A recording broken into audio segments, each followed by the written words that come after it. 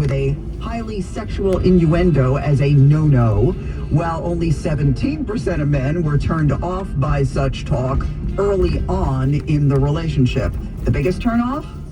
That would be comparing a woman to your ex. Yeah, don't do that. Hundreds turned out for a pop-up event in the Bronx launching the new Grow Good Beauty hair care line. The celebrity behind that also on hand. Cardi B returning to her roots, sporting long, black, gorgeous, wavy hair. Fans waited in line for hours. Friends Erica and Ariska are big followers of Cardi B's DIY hair care routine. She's from the Caribbean, so she knows about aloe vera, avocado, bananas. So we actually came for the concert tomorrow. So I came from the Cayman Islands. She came from the Bahamas. Just to see Cardi. Yeah. How's it here to be in the Bronx? It's amazing. Like, I'm just so proud of her. The event was held on the grounds of the new Hip Hop Museum, scheduled to open later this year. Marla Diamond, 1010 wins on 92.3 FM in the Bronx. Well, the pre-sale for Grow Good Beauty is sold out. The official launch is coming up April 15th. Cardi B plays the Garden tonight and tomorrow. New Jersey's new governor, Mikey Sherrill, was at the Secaucus Junction station yesterday. There, she ordered New Jersey Transit to do more to improve your commute. That includes doing a better job cleaning stations and overhauling the app. Making sure that people have real-time data. You know, you should be able to look at your app and know if your train's running on time. NJT head Chris Calori says he's glad to get the direction, which provides a clear roadmap for his agency. That basically will tell the commuters what we and the governor are going to do to implement some of these things that the commuters have been asking for. I think that is the kind of roadmap that has not existed before. Well, the governor's mandate comes with a 45-day deadline for NJT to come up with a full improvement plan. Big payday for hundreds of fast food and retail workers in the city.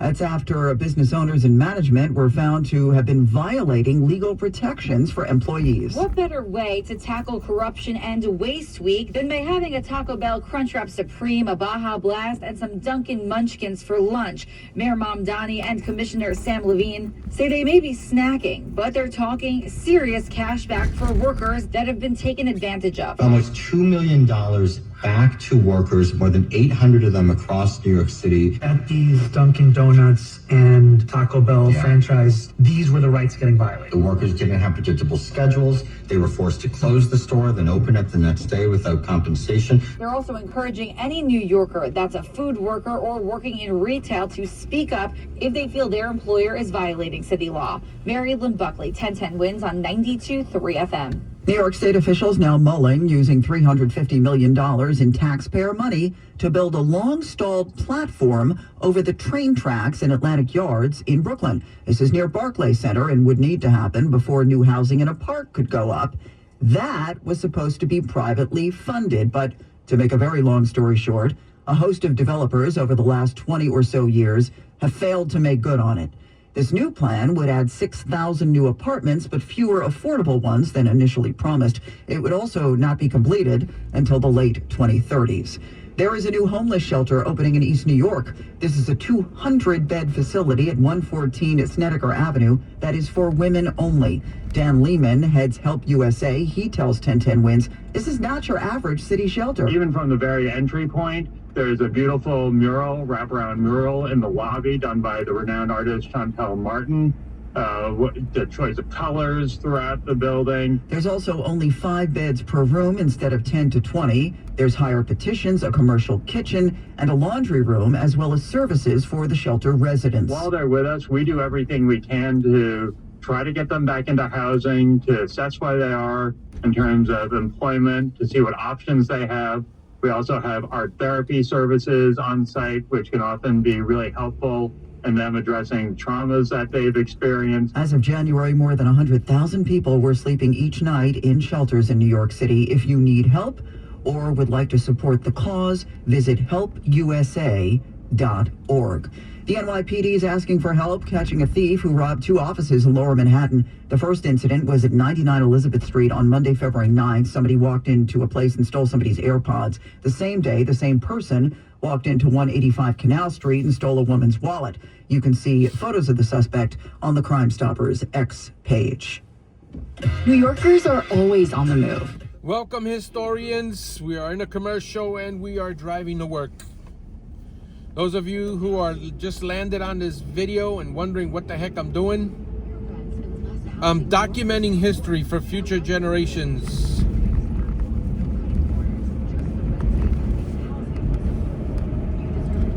I commute to work every morning listening to the news. A few years ago, I decided to document it. There are times that I can't document it because I'm not driving to work or I need to record for something different. Tomorrow morning, I'm dropping my car off to the mechanic, so there won't be a documenting history channel. We're waiting for the 720 updates.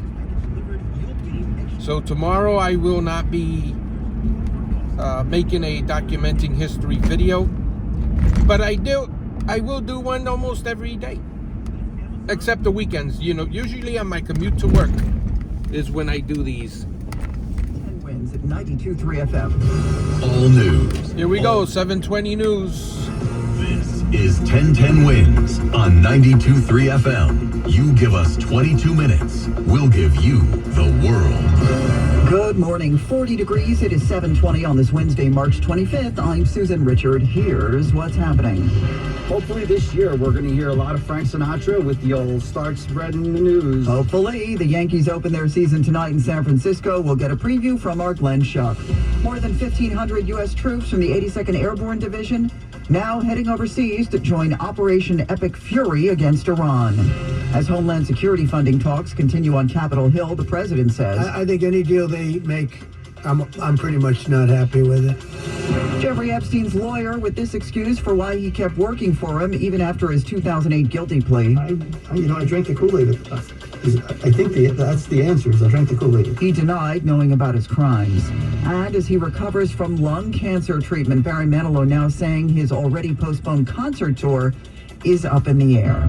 In sports, along with the Yanks, the Knicks win their 7th in a row. Devils won, Islanders lost. AccuWeather sun followed by some clouds, but not bad, 53 degrees. 7:21. Let's head back to Andre Ferro and get you where you need to go. Yeah, unfortunately, the 59th Street Bridge is leading the way this morning because over by 2nd Avenue on the Manhattan side, a pedestrian got struck by a car, so there's police activity, and 2nd Avenue is closed between 57th and 58th Streets, and that's enough to have a delay now across the entire span. 397 gas regular, 407 regular credit. Outside of Queens Boulevard heading towards Queens Plaza. Just brutal. Here's what you need to know about the bridges and tunnels. Well, we're 45 to 50 minutes in at the George Washington Bridge, especially the express lanes are super slow. Eastbound 46 is very busy. Southbound Palisades ramp as well. Crash on the westbound side of the Cross Bronx by the Sheridan is actually helping the outbound George Washington Bridge. Not a lot of volume there. Inbound Lincoln and Holland are well over 45 minutes. You have heavy delays on the westbound side of 280 in New Jersey. There's a crash right before you get to 21, and then there's eastbound delays because of that as well.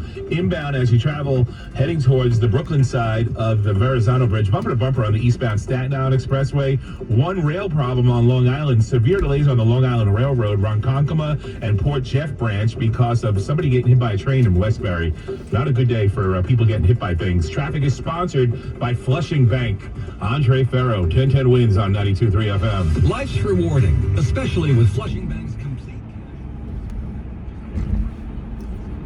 Give you a little organic drive, a little ASMR.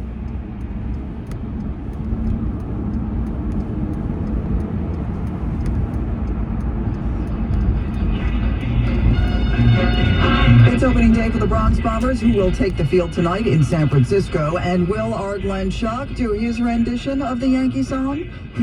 Don't worry, I'm not going to sing about my beloved Yanks here on opening day, but Steve from New Jersey might give it a try, even though the Bronx Bombers haven't won a World Series since 2009. Hopefully this year we're going to hear a lot of Frank Sinatra with the old start spreading the news.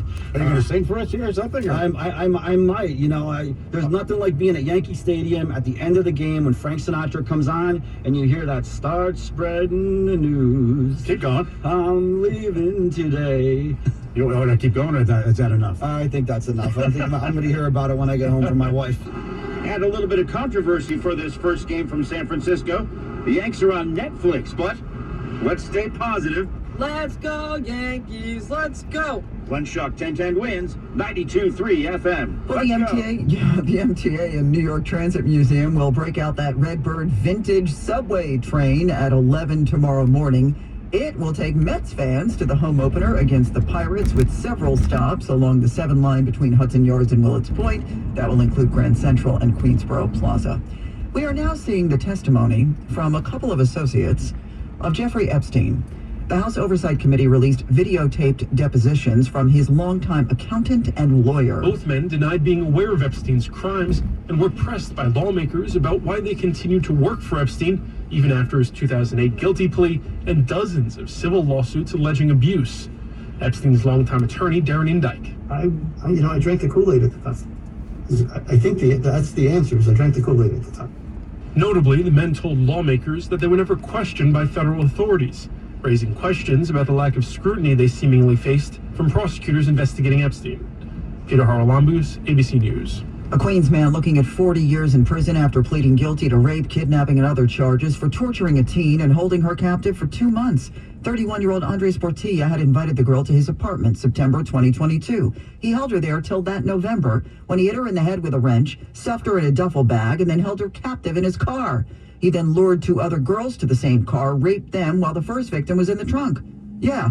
Ultimately, cops found this car and the teen who had multiple injuries. Sentencing for Portilla is in April. A jealous ex now charged in a horrific attack on a young Long Island woman 5 years ago, one that left her blind in one eye. The victim of the acid attack, Nafia Ikram, cried in court as prosecutors said her ex-boyfriend, Shaquille Koch, planned with his friend Terrell Campbell a twisted version of revenge. Nassau County DA Ann Donnelly says Koch was upset the two had broken up. The defendant disgustingly and cruelly called Nafia Freddy Krueger. Koch pleaded not guilty. He faces 25 years in prison if convicted. That it was his jealousy and obsession that were the real motive behind this crime. Ikram says it's a lot right now and a big shock. Sophia Hall, 1010 wins on 92.3 FM on Long Island. All right, guys, thank you so much for joining me on this morning commute as we document history for future generations. Remember the 4 YouTube commandments: like, share, subscribe, and comment. And we'll see you on the next video.